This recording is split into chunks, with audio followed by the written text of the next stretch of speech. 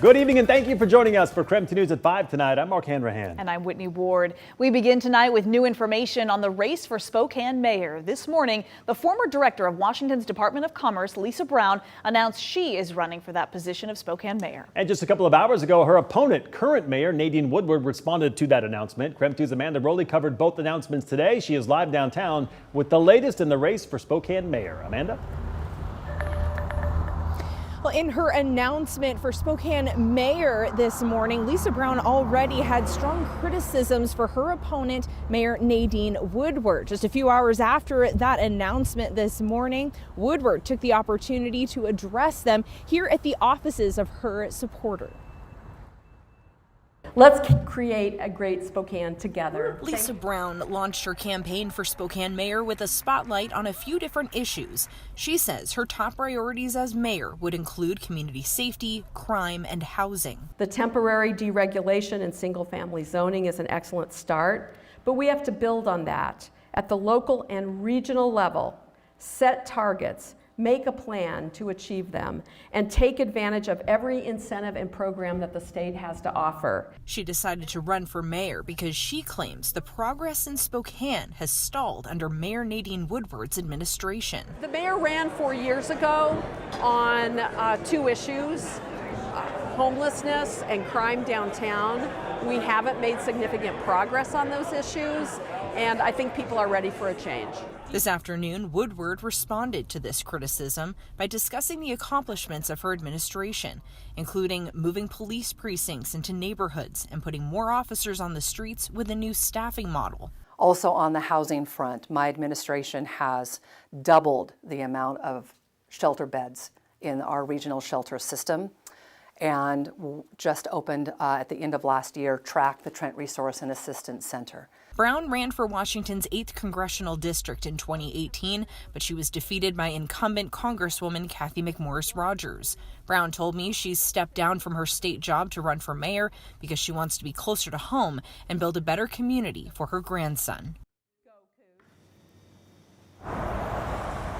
We're already seeing social media posts from Woodward's campaign criticizing Brown's voting record. When asked how contentious we could expect this campaign to get, Woodward said, "We'll see."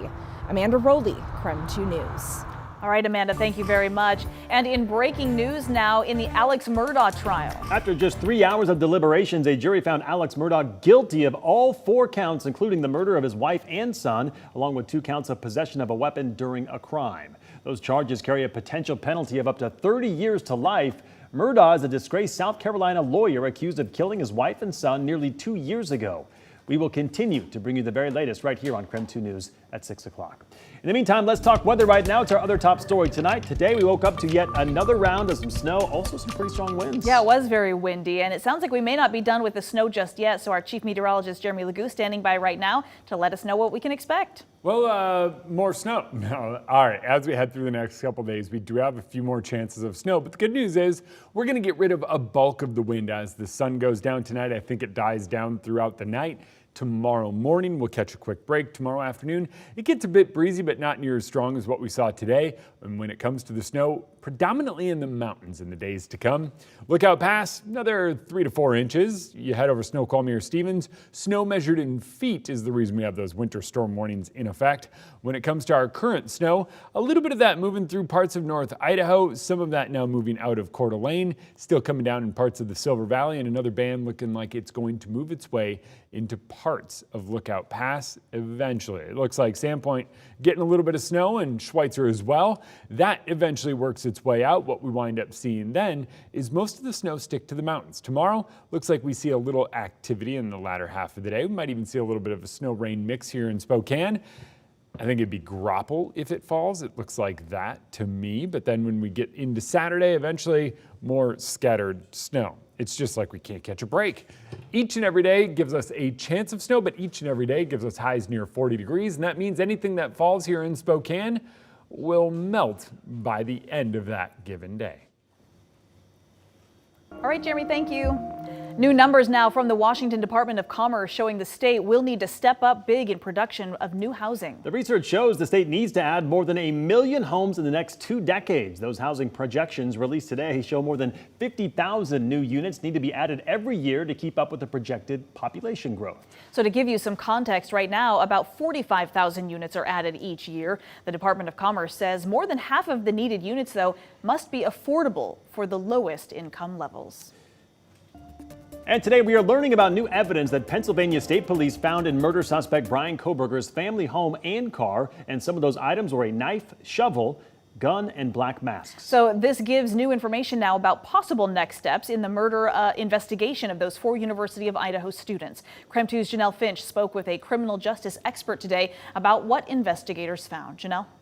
Mark and Whitney, documents today tell us Pennsylvania State Police collected more than 70 items in their search of Kohberger's property. The search warrants also reveal police collected a letter from the suspect to his father, knives, criminology books, electronics, a gun, and clothing from the suspect's Pennsylvania home.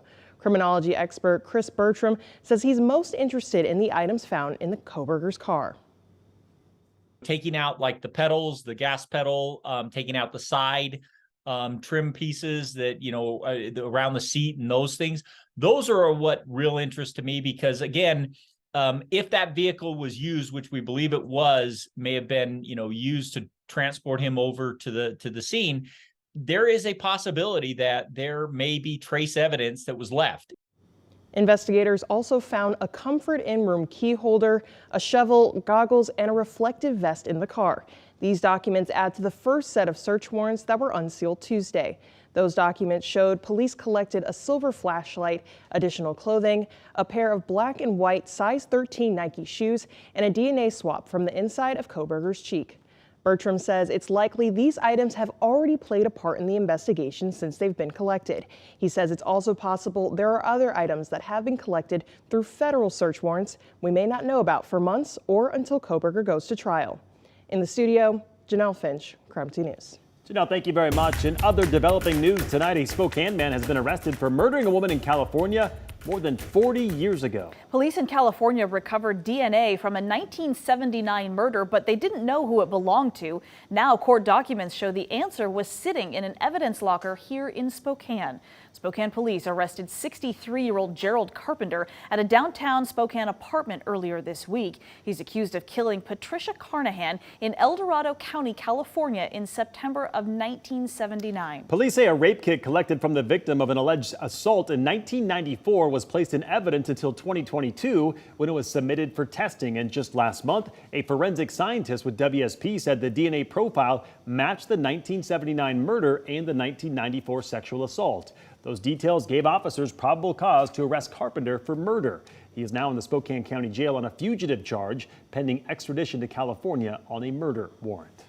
An Idaho judge has ruled Lori Vallow and her husband Chad Daybell will now get separate trials. The two are charged in the murders of Vallow's 2 children and Daybell's late wife. The case has made headlines all around the world. Daybell's attorney had requested the trials be split based on new DNA evidence that needs to be tested. A new date for his trial has not been set. Vallow's trial is still scheduled to start on April 3rd in Idaho. Both have pleaded not guilty to the charges against them.